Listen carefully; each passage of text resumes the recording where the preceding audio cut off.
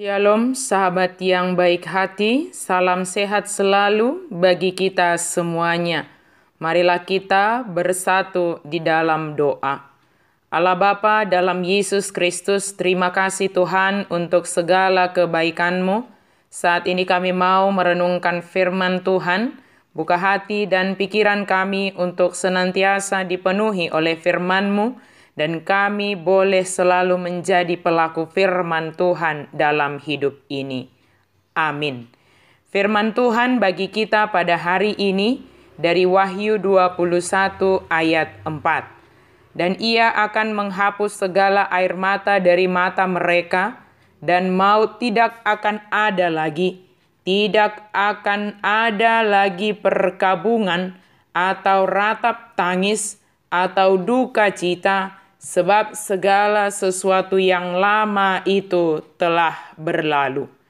Jadi hapusan di debatama nasa ilu nasida sian mata nasida, dang adong be hamatean nang arsak ni roha, nang anggu-hangguk, nang nahacit dang disibe, ainung ngasalpu na parjului. Segala sesuatu yang lama telah berlalu. Air mata, kedukaan, perkabungan, atau ratap tangis melambangkan hal yang kita alami di dunia ini. Selama kita mengenakan tubuh dari tanah ini, maka kita identik masih akan mengalami semuanya itu, hingga saatnya kita akan menerima tubuh yang baru. Kita dibangkitkan sebagai orang yang setia beriman kepada Yesus Kristus. Maka kita tidak akan mengalami air mata, kedukaan, perkabungan, atau ratap tangis itu. Bagi umat Tuhan yang setia sampai garis akhir akan mendapatkan perhentian. Janji firman-Nya mengatakan bahwa kita tidak akan menderita lapar dan dahaga lagi.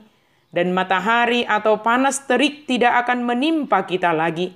Sebab anak domba yang di tengah-tengah tahta itu akan menggembalakan kita dan akan menuntun kita ke mata air kehidupan. Dan Allah akan menghapus segala air mata dari mata kita. Ayat ini sering dipakai untuk menjadi kekuatan dan pengharapan bagi kita yang sedang mengalami pergumulan atau kedukaan. Tetapi apa maksud dari ayat ini? Bagian firman ini akan lebih jelas ketika kita membandingkannya dengan Kejadian 3 yang menyatakan tentang kejatuhan manusia ke dalam dosa. Ketika manusia jatuh ke dalam dosa, ada konsekuensi yang terjadi dalam kehidupan manusia. Ada kesakitan, penderitaan, sakit penyakit, pergumulan kehidupan, dan kematian. Hal ini menjadikan hidup manusia penuh dengan air mata dan kesedihan, karena beban kehidupan terkadang bisa menimbulkan keputusasaan.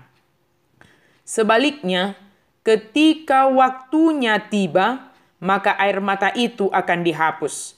Perkabungan dan ratap tangis atau duka cita tidak ada lagi, karena segala sesuatu yang merupakan konsekuensi dosa telah berlalu. Pada akhir zaman, langit dan bumi yang baru, dosa dan juga konsekuensinya sudah tidak ada lagi. Karena memang dosa dan konsekuensinya tidak mendapat tempat dalam kekudusan Tuhan. Lalu bagaimana kita menghidupi hal ini sebagai orang percaya yang masih hidup di dunia yang berdosa ini? Memang selama kita masih hidup dalam dunia, maka konsekuensi dosa itu masih bisa kita alami. Kita masih bisa mengalami sakit penyakit, kesulitan hidup dan kedukaan yang semua itu kadang membuat kita mencucurkan air mata. Bahkan kematian pun akan menjadi bagian kehidupan kita. Namun di dalam Kristus kita memiliki pengharapan bahwa sakit penyakit, kesulitan, kedukaan, bahkan maut sekalipun tidaklah lagi dapat menguasai kehidupan kita. Kita masih bisa mengalami semua itu, tetapi Kristuslah sekarang yang menguasai kehidupan kita. Sehingga kita dikuatkan di dalam menghadapinya. Bahkan kematian akan berganti dengan kehidupan kekal bersama Tuhan. Inilah yang menjadi pengharapan bagi setiap orang percaya di dalam Kristus. Dia telah mati dan bangkit mengalahkan maut. Tuhan tidak akan selamanya membuat hidup kita menderita dengan air mata kesedihan. Tuhan pasti akan menggantikan air mata kesedihan dengan mata air kehidupan.